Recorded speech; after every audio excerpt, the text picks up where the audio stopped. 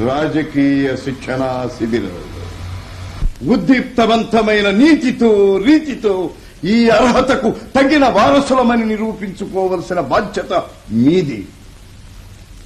సంకుచితత్వంతో కుంచుకుపోయిన ఈ సమాజంలో ఎన్నో దుష్టశక్తులు మీకు తారసలవచ్చు, అవరోధాలు ఆటంకాలు కలిగించవచ్చు. ఇంతవరకు సమాజ సంపత్తిని దిగమింగిన ఆ కలుషిత రాజకీయ పిశాచాల స్వార్థపర శక్తుల ఆట కట్టించాలి అంటే మడమ తిప్పని మనోనిబ్బరం, గుండె ధైర్యం, చొరవ, సాహసం అలవరుచుకోవాలి. అవినీతి నిర్మూలనం, స్వచ్ఛమైన పరిపాలన ప్రజలకందే విధానానికి మీరు అనుక్షణం పాటుపడాలి. ప్రభుత్వ సంక్షేమ పథకాలు ప్రగతి పథంలో అప్రతిహతంగా పేదవారి ముంగిట పరచబడాలి.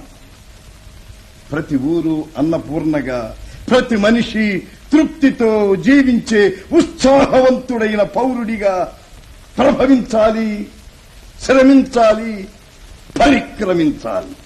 గ్రామాభ్యుదయమే మండలాభ్యుదయం, ఆ మండలాభ్యుదయమే జిల్లాల సౌభాగ్యం, ఆ సౌభాగ్యమే మన రాష్ట్రానికి బలం, సస్యశ్యామలం, సమృద్ధి ఫలం, సంక్షేమ శోభితం.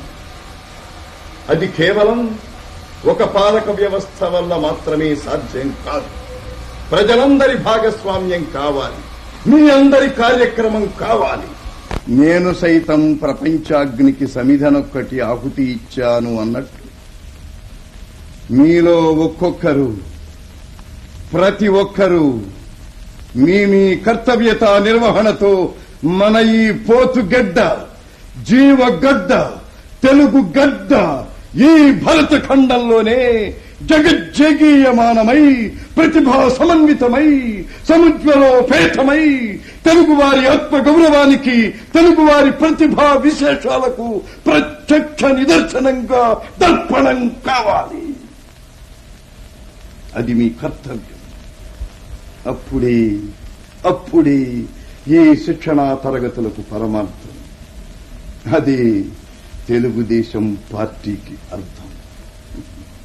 ఏ దేశమెగినా, ఎందు కాలిడినా, ఏ గద్దెరెక్కినా, ఎవ్వరెదురైనా పొగడరా నీ తల్లి భూమి భారతిని, నిలుపరా నీ జాతి నిండు గౌరవం. జై తెలుగుదేశం, జై జై తెలుగుదేశం. నందమూరి నాయకత్వం, తెలుగుదేశం, ఎన్టీఆర్. ప్రతి కార్యకర్త అన్నగారి నుంచి స్ఫూర్తి పొందాలి. ఆయన ఆశయమే ఊపిరిగా, ఆయన ఆదర్శమే రక్తంగా, ఆయన సాంఘిక సంక్షేమ దృక్పథమే జీవనంగా ప్రతి కార్యకర్త తీర్చిదిద్దబడితే తెలుగుదేశం ఆశయం నెరవేరుతుంది. తెలుగువాడి చరిత్ర సువర్ణాక్షరాలలో నిలిచిపోతుంది.